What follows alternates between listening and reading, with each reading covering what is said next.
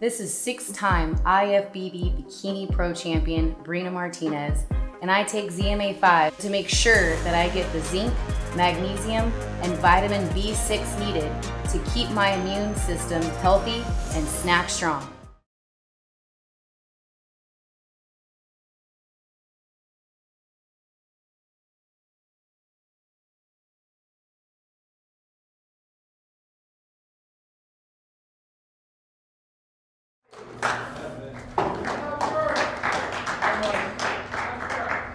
Hi, Mike. First of all, I'm very interested in knowing, from where you were before this entire procedure, how much of a physical journey has this been for you to get to this fight? Hey, it's I can't believe you asked me this. Mike, you can take your mask off. Are you sure? Positive, yes, sir. Okay. So it's cool to take my mask off, huh? From this distance, I think we're good. Okay, cool. Would you be kind enough to express that again? I was just wondering what the physical journey has been like from where you were to getting to this fight. What has it been like just to change your body into fight shape? I don't know. It's a 100-pound process. And I started, my wife told me, well, she pretty much asked to do the treadmill for 15 minutes a day. So that 15 minutes turned into 2 hours a day.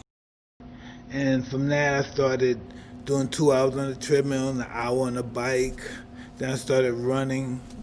And I don't know where I was. I wanted to hit the mitts. I don't know why I wanted to hit the mitts. And someone said that they knew Rafael Cardozo, I believe it is, and Cadera, please. And he held the mitts for me, and it was I had to lose the weight, of course. After I lost the weight, I went vegan for the whole 2 years and just never ate anything. Just starved and exercised. But when I was hitting the mitts, and I believe we showed it on Instagram, and it got like over 2 billion hits.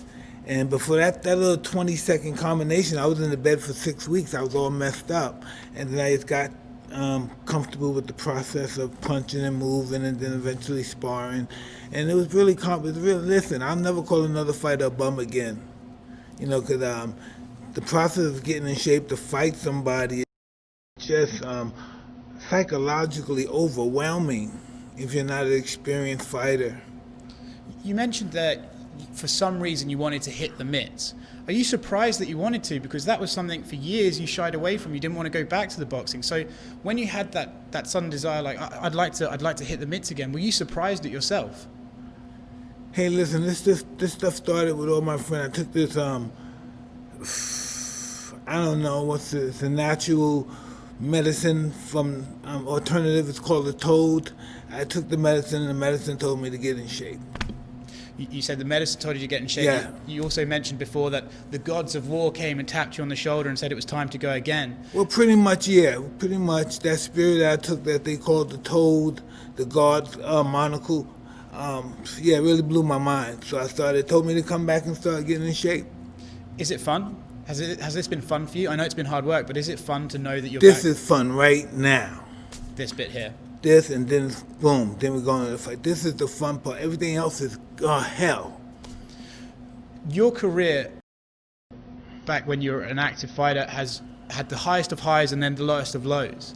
If you compare yourself now as a fighter to at any point in your prime, how similar do you think you are to the guy who came and destroyed Trevor Berbick, or the guy towards the end? Where do you think you rank now compared to in your prime? Hey, I never put myself in that perspective because I didn't know what I was then.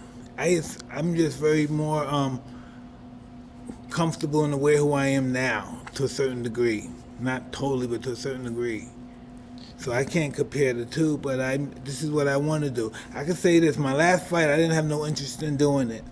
I'm interested in doing it now. How many rounds do you think you sparred for this fight? Quite a few. I couldn't question the number of rounds, but quite a few. What was it like mentally to get back in the ring after so long and be trading punches with someone? What was that like as an experience? Well, the first day was disastrous. Okay. And but neither how do I express this?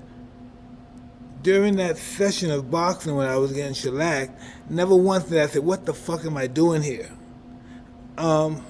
I said, ooh, I belong here. That must prove something to you, right? To know that, okay, this is going terribly, but I'm not quitting. That must tell you that you're doing the right thing, that you're belonging back in that ring. In some degree, it tells me I'm a fool. Okay. But I love the other side that tells me I can do it. Yeah, I pretty much feed that one. With Roy Jones Jr., what are you expecting tomorrow night? Are you expecting him to be a little bit slower? Are you expecting him to try and to stick and move for the first few rounds? What exactly do you expect out of Roy tomorrow night? I have no idea. Most likely part of. I'm just gonna go right at him as soon as the bell. We're just gonna see what happens. Have you been frustrated with all this sort of pre-fight talk about there's these restrictions, there's this restrictions? For you, you've put your body through a training camp, and now people are saying that you're almost putting on a show. Does that kind of insult you? You know you're in here to fight properly. Well, listen. From many perspectives, how they may look at it, it's going to be entertaining.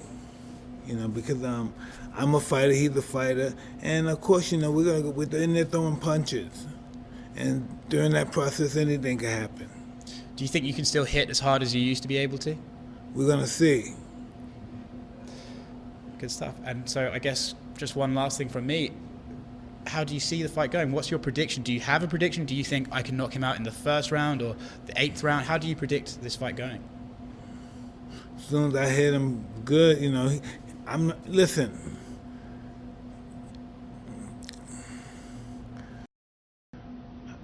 I don't know. Maybe I don't know how to go either. I don't know. I just don't want to say the wrong things because some people get angry, like the boxing commission. So I don't like to say the wrong things. I understand. Good luck tomorrow night. Thank you very much.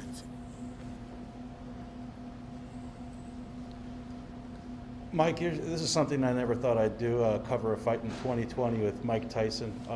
You were last in the ring 15 years ago.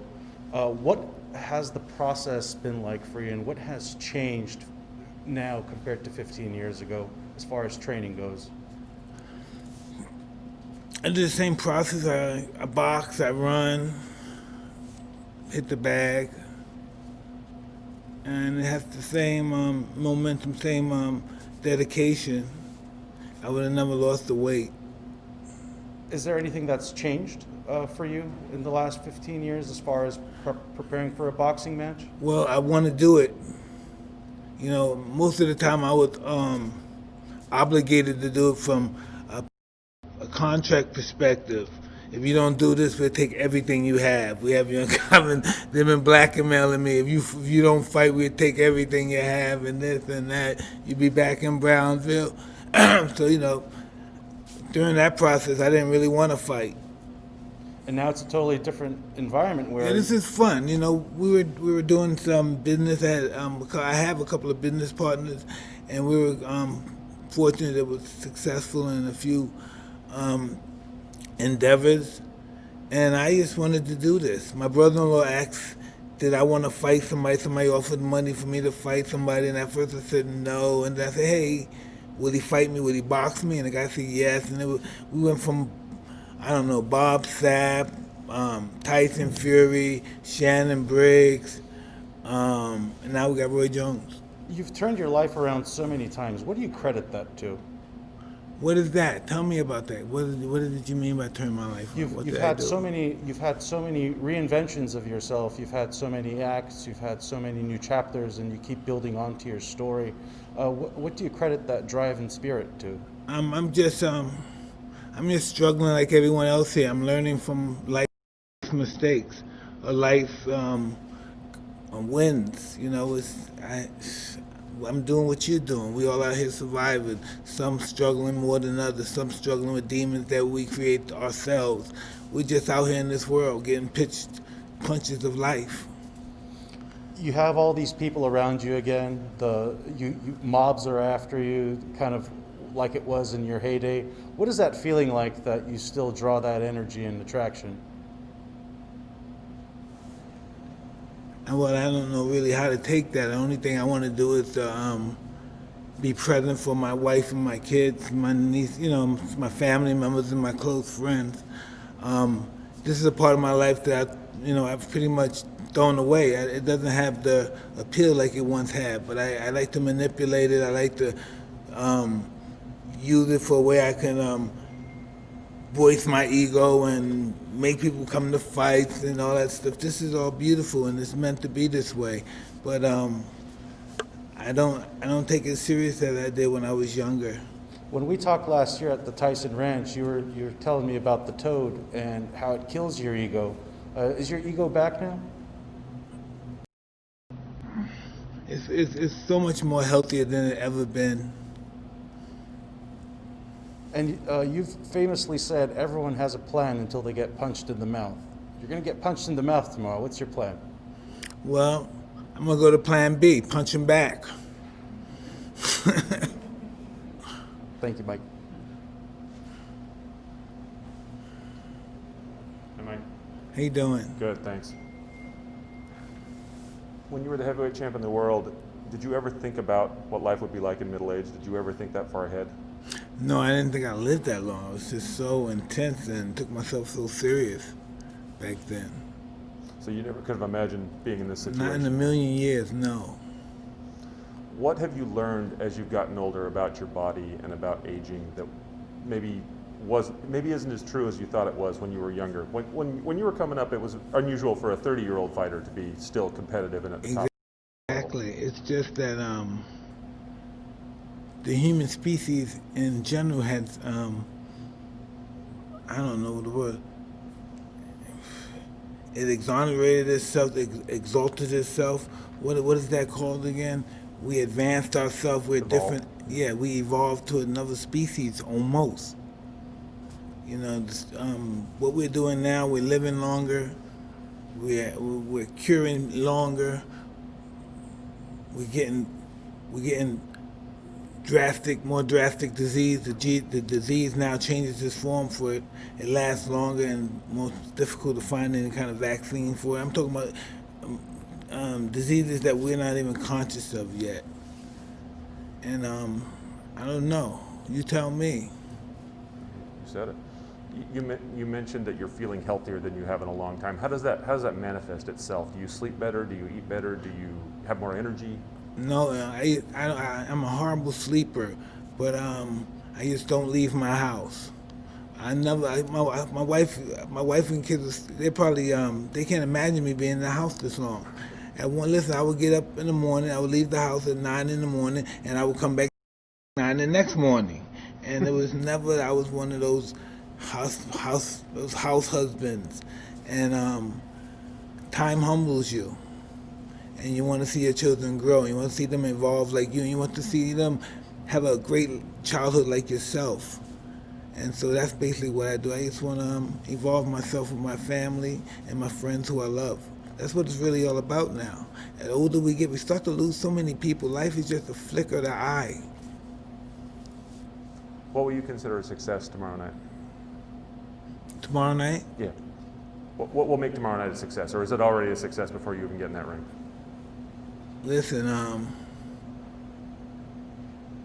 me being here is a success. Me just existing as a human being is a success. And that's more of, I don't look at life as being age, I look at life as energy. And you don't bring your age to the table, you bring your energy to the table. You don't go meet people, hey, I'm Bob, I'm 59. You don't do that. You say, I'm Bob, I'm such and such, and you do it with enthusiasm too, because enthusiasm is contagious, and you want the same response. You mentioned it earlier in the process for this fight, but this may not be the last thing for you. You want to see where this goes and what you can do, beyond this. What's your dream with that? What do you want to see? Well, as I was saying earlier, we got this league, Legends Only League, and we're getting ready to, and it's a strong possibility we're getting ready to take it to another level and have other sports compete. Like we were discussing one, just for instance, Dennis Rodman and Men of Peace doing a one-on-one game to 11. After they get like 3 months to get in shape, and we could film them getting in shape and whatever. It's the whole what it is. And we could make a series out of it. How about for you personally? Excuse me? How about for you personally? God willing, sky's the limits. Could be anything, huh? Yeah. And why do you think that's important? Why do you think the League of Legends is important? Is it important that people see that aging is not what it once was? Well, as we stated earlier in the beginning of our conversation, we are evolving. And sometimes we can't handle the evolvement, but we stayed shelled because it's overwhelming that I could still do this, but they still won't accept me because of my age. I don't know. This whole thing started because I was watching Jerry Rice, and I guess he did a 5-something, and so he did a 4.9, something really meager, deterrent from his best number, and they said he can't play anymore. People still want to see him play, even though he's a little bit slower. They still want to see him. They want to see him more than they want to see the guy playing his position at any team that's functioning now. So I looked at it from that perspective. I looked at it from the numbers perspective as well, because the world is all about numbers now, especially when it comes to Instagram, right? So yeah, I was told that before, and I didn't agree with him. The world is all about numbers. You're born, you die. Things come into existence, then then it doesn't work anymore. It's just what it is. Thank you, Mike. Thank you.